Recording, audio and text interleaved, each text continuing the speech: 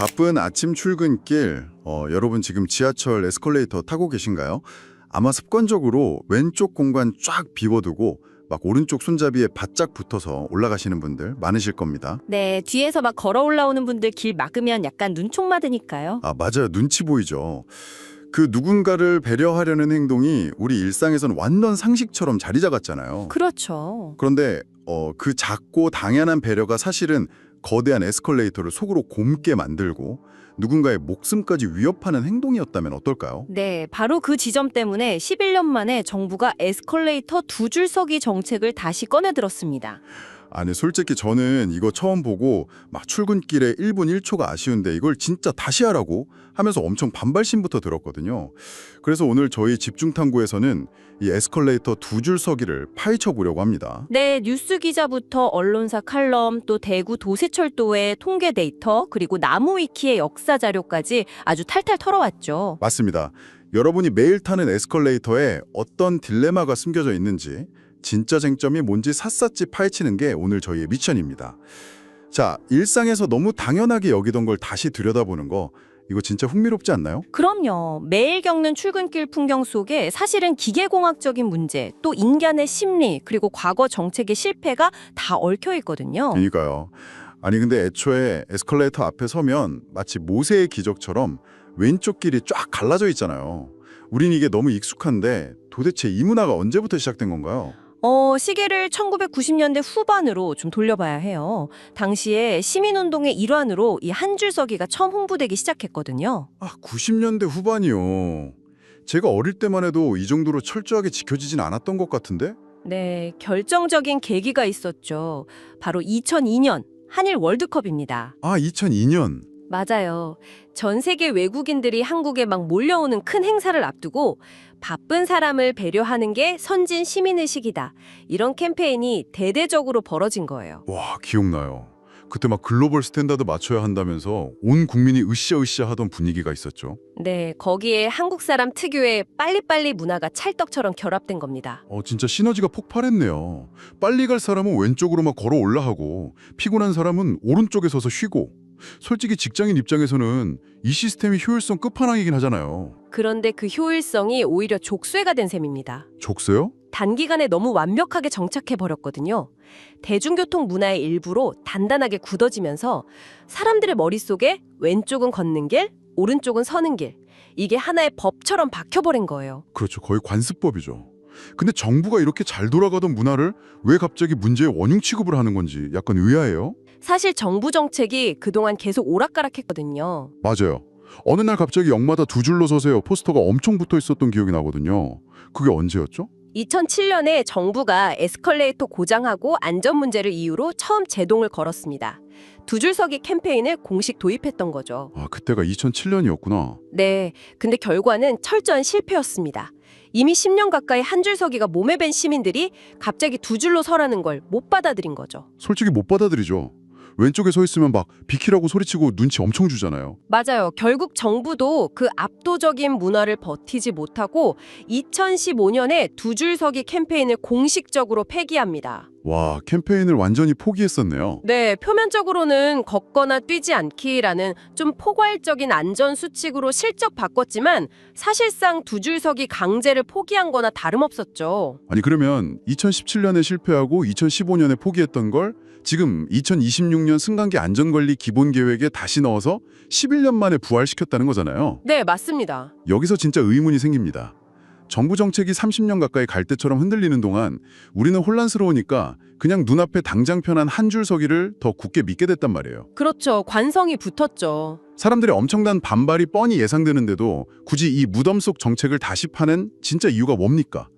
뭐 옛날 캠페인이 그리워서 이러는 건 아닐 테고요. 무리하게 다시 추진할 만큼 치명적인 데이터들이 쌓이고 있기 때문입니다. 데이터요? 정부가 내세우는 근거는 명확해요. 기계적 피로도 누적, 그리고 중대 인명사고입니다. 최근에 발생했던 순회역이나 경복궁역 에스컬레이터 역주행 사고 한번 떠올려 보시죠. 와, 저 그 사고 영상 뉴스로 봤어요. 출근 시간에 에스컬레이터가 갑자기 뒤로 무섭게 확 밀려 내려오면서 막 사람들이 도미노처럼 겹쳐서 깔리는데 진짜 충격적이었거든요. 네, 순회역에서 14명, 경복궁역에서 15명이나 다치는 큰 사고였죠. 근데 그게 기계 결함 아니었어요? 그 끔찍한 대형 사고들의 공통된 원인이 기계 내부 구동장치, 그러니까 모터랑 감속기를 연결하는 기어가 마모돼서 파손된 거였습니다. 톱니가 닳아버린 거군요. 맞습니다. 톱니가 닳으면서 동력 전달이 툭 끊겼고 탑승객들 무게를 못 이긴 에스컬레이터가 그대로 역주행해버린 거예요. 아, 바로 그 지점입니다. 제가 이번 집중탐구소스 자료들을 읽으면서 진짜 날카롭게 봤던 부분이 있는데요. 어떤 부분이죠? 경복궁역 사고가 났던 에스컬레이터 감속기가 2010년에 설치된 이후로 10년 넘게 단 한 번도 부품 교체를 안 했더라고요. 네, 유지보수에 문제가 있었죠. 게다가 서울교통공사 관할 에스컬레이터의 60%가 내구 연한을 훌쩍 넘겼다는 통계도 있었어요. 아니 솔직히 자동차도 10년 동안 엔진 오일 한 번 안 갈면 멈추잖아요. 그렇죠. 이건 지하철 공사의 기계 노후와 방시 문제지 무조건 시민들이 한쪽으로만 서서 고장났다고 탓하는 건 약간 꼬리 자르기 아닌가요? 유지보수 체계에 맹점이 있었다는 건 절대 부인할 수 없는 사실입니다. 감속기가 오랫동안 안전검사 필수 항목에서 빠져 있었거든요. 그거 봐요. 제 말이 맞잖아요. 하지만 기계공학의 원리를 들여다보면 유지보수 부족만이 유일한 원인은 아닙니다. 에스컬레이터는 본래 사람들의 무게가 양쪽 스텝에 5대5로 균일하게 분산되는 걸 전제로 설계된 기계예요. 아, 애초에 설계 자체가 무게중심이 맞아야 굴러가게 만들어졌다는 거군요. 네, 그래서 한국산업관계연구원 연구 결과를 보면 이 하중 불균형이 얼마나 무서운지 알 수 있습니다. 사람들이 에스컬레이터 오른쪽으로만 집중적으로 섰을 때 우측 체인 휠이랑 가이드레일 마모율이 좌측에 비해서 무려 95% 이상 높게 나타났어요. 네, 95%요? 네, 한쪽 부품만 2배 가까운 속도로 깎여나간다는 뜻입니다. 와, 95%는 상상도 못했네요. 약간 어떤 느낌인지 알겠어요. 자동차로 치면 매일 오른쪽 뒷좌석에만 무거운 쇳덩이 잔뜩 싣고 고속도로 달리는 거랑 똑같잖아요. 완벽한 비유입니다. 처음 며칠은 그냥 굴러가겠지만 시간이 지날수록 오른쪽 타이어랑 서스펜션이 막 비명을 지르다가 결국 어느 순간 확 주저앉겠죠. 진짜 그렇겠네요. 매일 수천 명의 무게를 오른쪽으로만 버텨야 하니까. 네, 한쪽으로 쏠린 하중은 부품 피로도를 비정상적으로 높여서 대규모 수리 주기를 15에서 20%나 앞당깁니다. 수리비도 장난 아니겠는데요? 막대한 교체 비용도 문제지만 핵심은 이런 불균형적인 마모가 노후화된 기계랑 만났을 때 대형 역주행 사고를 일으키는 결정적 트리거, 즉 방아쇠 역할을 한다는 점입니다. 아, 기계가 노후화된 화약고라면 시민들의 한 줄 서기 습관이 거기에 불을 붙이는 격이라는 거네요. 정확합니다. 기계가 다른 문제는 충분히 납득이 가요. 근데 사람들의 직접적인 안전 데이터는 어때요? 아까 역주행 말고 그냥 이용하다 다치는 분들도 많나요?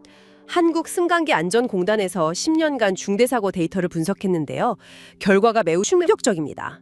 전체 사고 135건 중에 무려 66.7%가 이용자 과실이었어요. 66%가 이용자 과실이요? 네, 게다가 그 이용자 과실 사고의 77.8%가 바로 에스컬레이터에서 넘어지는 전도 사고였습니다. 넘어지는 사고가 압도적인 1위네요. 막 급하게 걸어 올라가다가 발을 헛디뎌서 넘어지는 건가요? 더 뼈아픈 부분은 이 넘어짐 사고 피해자의 78.6%가 65세 이상의 고령자였다는 사실입니다. 중앙일보 기사에 실린 안타까운 사례를 하나 들여다보죠. 어떤 사례죠? 한 어르신이 에스컬레이터 왼쪽에 서 계셨는데 뒤에서 누군가 바쁘게 걸어 올라오는 기척을 느끼셨대요. 벌써 불안한데요. 한 줄 서기 에티켓을 지켜야 한다는 생각, 혹은 내가 길을 막고 있다는 압박감에 서둘러 오른쪽으로 자리를 비켜주시려다가 어머, 발을 헛디뎌서 그대로 뒤로 굴러떨어져 사망하신 사고가 있었습니다. 세상에 진짜 너무 가슴이 아프네요. 뒤에서 사람이 오니까 빨리 비켜줘야 한다는 그 심리적인 강박이 결국 사람 목숨까지 앗아간 거잖아요. 네, 맞습니다. 이렇게 구체적인 사례를 들으니까 솔직히 약간 수리비 아끼려고 정책 부활시켰나 했던 제 삐딱한 시선이 좀 거두어지네요. 바쁜 직장인 배려하려는 문화가 가장 배려받아야 할 노약자들을 사지로 내몰고 있었다는 게 끔찍한 역설입니다. 네, 바로 그 딜레마가 정부가 11년의 침묵을 깨고 다시 두 줄 서기를 꺼내든 본질적인 이유입니다. 원인이랑 심각성은 이제 100% 납득이 됐어요. 근데 현실적인 벽이 여전히 너무 높거든요. 기계 망가지고 사람 다친다는 이유만으로 20년 굳어진 습관을 하루아침에 내일부터 당장 두 줄로 서세요? 한다고 사람들이 들을 리가 없잖아요. 그렇죠. 2007년에도 똑같이 실패했고요. 네, 다른 방법으로 이 문제 돌파해 보려는 시도나 대안은 없었나요? 아주 의미 있는 데이터들이 있습니다. 대구시 사례를 먼저 볼까요?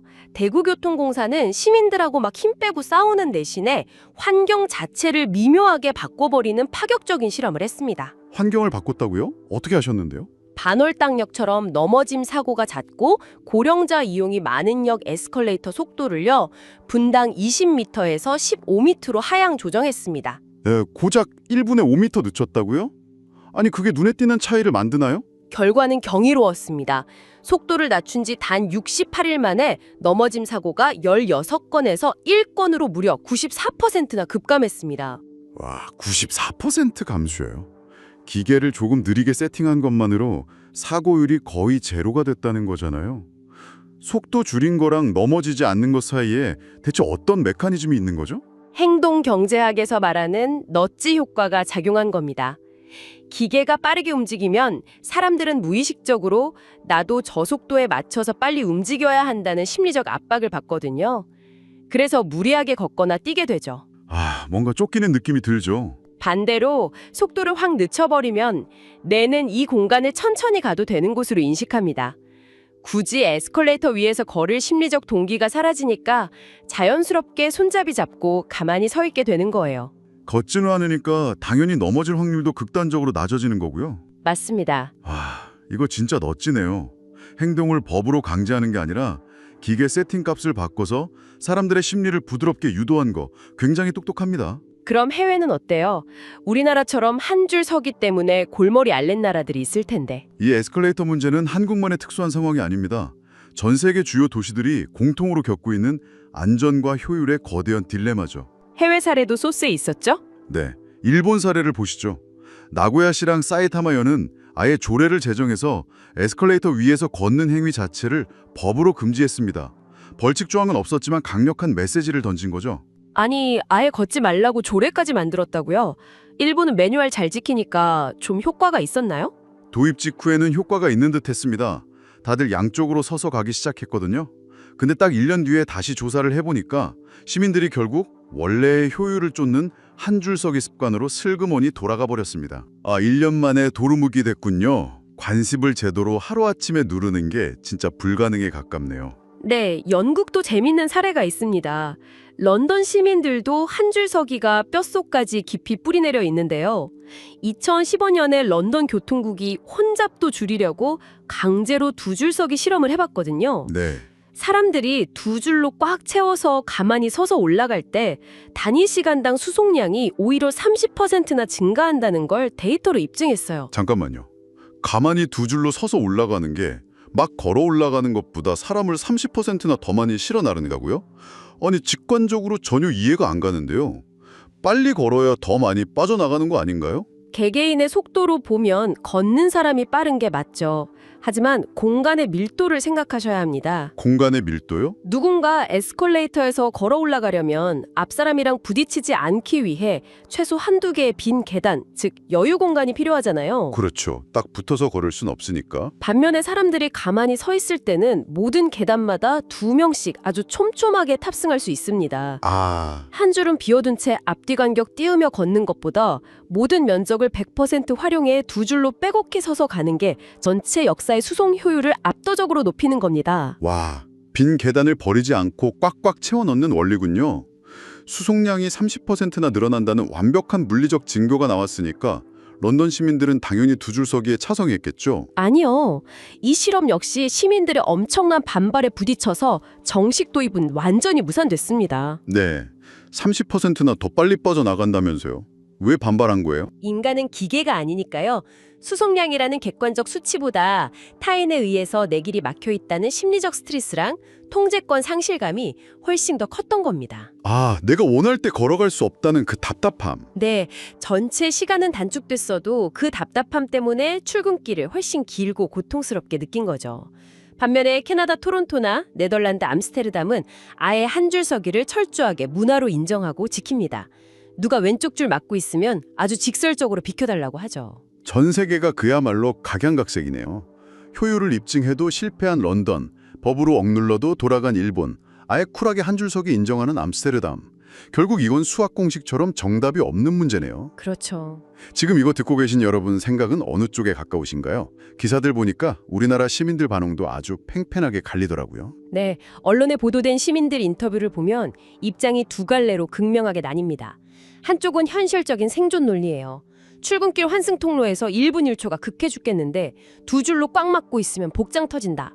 기계가 무게를 못 버티면 튼튼하게 개조를 해야지 왜 바쁜 시민 발목 잡냐 이런 의견이죠. 와, 출근길 지옥철에서 딱 10초 차이로 다음 차 놓쳐보신 분들 이 심정 100번 공감하실 겁니다.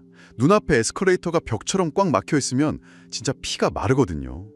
너무 현실적이라 반박을 못하겠어요. 하지만 반대편 목소리도 만만치 않은 설득력이 있습니다. 그렇게 1분이 급하면 본인이 일찍 나와서 계단을 이용해라. 노약자들이 눈치 보다가 굴러떨어지는데 무조건 안전이 최우선 아니냐. 언제까지 남의 안전을 담보로 내 1분을 아낄 거냐. 이런 의견이죠. 인간은 기계가 아니니까요. 수송량이라는 객관적 수치보다 타인에 의해서 내 길이 막혀 있다는 심리적 스트레스랑 통제권 상실감이 훨씬 더 컸던 겁니다. 아, 내가 원할 때 걸어갈 수 없다는 그 답답함. 네, 전체 시간은 단축됐어도 그 답답함 때문에 출근길을 훨씬 길고 고통스럽게 느낀 거죠. 반면에 캐나다 토론토나 네덜란드 암스테르담은 아예 한 줄 서기를 철저하게 문화로 인정하고 지킵니다. 누가 왼쪽 줄 막고 있으면 아주 직설적으로 비켜달라고 하죠. 전 세계가 그야말로 각양각색이네요. 효율을 입증해도 실패한 런던, 법으로 억눌러도 돌아간 일본, 아예 쿨하게 한 줄서기 인정하는 암스테르담. 결국 이건 수학 공식처럼 정답이 없는 문제네요. 그렇죠. 지금 이거 듣고 계신 여러분 생각은 어느 쪽에 가까우신가요? 기사들 보니까 우리나라 시민들 반응도 아주 팽팽하게 갈리더라고요. 네, 언론에 보도된 시민들 인터뷰를 보면 입장이 두 갈래로 극명하게 나뉩니다. 한쪽은 현실적인 생존 논리예요. 출근길 환승 통로에서 1분 1초가 급해 죽겠는데 두 줄로 꽉 막고 있으면 복장 터진다. 기계가 무게를 못 버티면 튼튼하게 개조를 해야지 왜 바쁜 시민 발목 잡냐 이런 의견이죠. 와, 출근길 지옥철에서 딱 10초 차이로 다음 차 놓쳐보신 분들 이 심정 100번 공감하실 겁니다. 눈앞에 에스컬레이터가 벽처럼 꽉 막혀 있으면 진짜 피가 마르거든요. 너무 현실적이라 반박을 못하겠어요. 하지만 반대편 목소리도 만만치 않은 설득력이 있습니다. 그렇게 1분이 급하면 본인이 일찍 나와서 계단을 이용해라. 노약자들이 눈치 보다가 굴러떨어지는데 무조건 안전이 최우선 아니냐. 언제까지 남의 안전을 담보로 내 1분을 아낄 거냐 이런 의견이죠. 양쪽 다 너무 뼈 때리는 말들이라 어느 한쪽 손을 들어주기가 어렵네요. 절박함도 이해가 가고 생명 생각하면 안전이 타협 불가한 것도 맞고요. 자, 그럼 우리는 이 평행선에서 대체 어떤 결론을 향해 가야 합니까? 이분법적 논쟁에서 빠져나올 방법이 있을까요? 핵심은 두 줄 서기가 맞냐 틀리냐가 아니라 정부가 그 정책을 어떻게 실행하고 소통하느냐에 있습니다.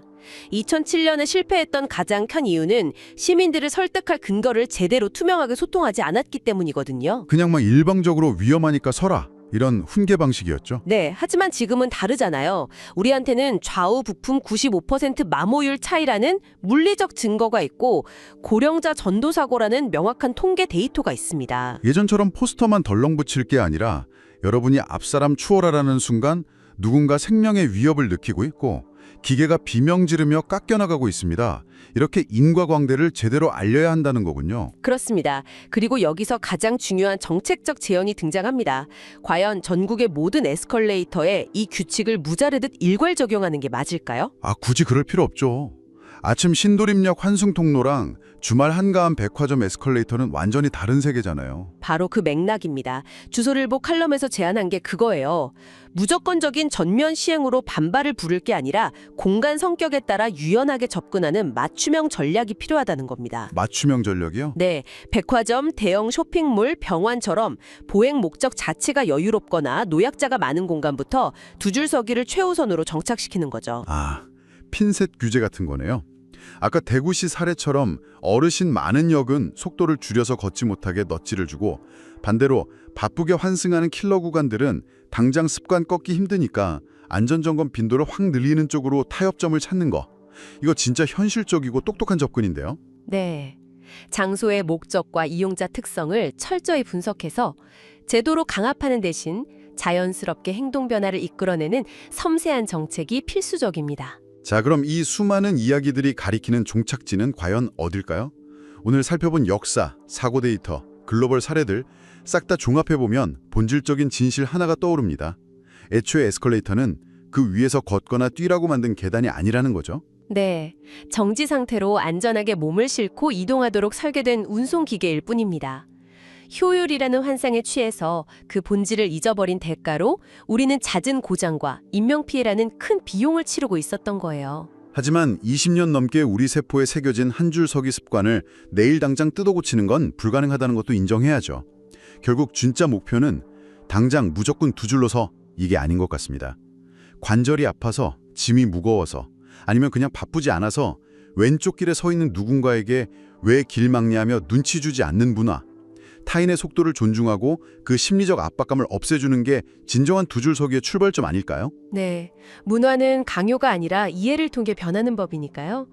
보이지 않는 기계의 피로도와 타인의 안전을 한 번쯤 떠올릴 여유가 우리 사회에 스며들기를 바랍니다. 오늘 아침 묵묵히 에스컬레이터 타고 오셨을 여러분께 제안 하나 드릴게요. 내일 아침 출근길에 에스컬레이터 탈 때는 아주 잠깐만 귀를 기울여 보세요. 내가 한쪽으로 몰려서 있을 때 발밑에서 이 거대 기계가 어느 쪽으로 하중을 버티면서 낑낑대고 있는지 미세한 진동을 한번 느껴보시는 겁니다. 좋은 제안이네요. 그리고 마지막으로 오늘 소스들 분석하다가 제 머릿속을 스친 아주 도발적인 상상 하나 던져드리고 마무리할까 합니다. 만약 우리의 진짜 목표가 직장인의 이동 효율성과 노약자의 안전, 이 두 마리 토끼를 다 잡는 거라면 말이죠. 사람들의 굳어진 습관 바꾸려고 헐심 쓸 게 아니라 아예 기술의 판을 바꿔버리면 어떨까요?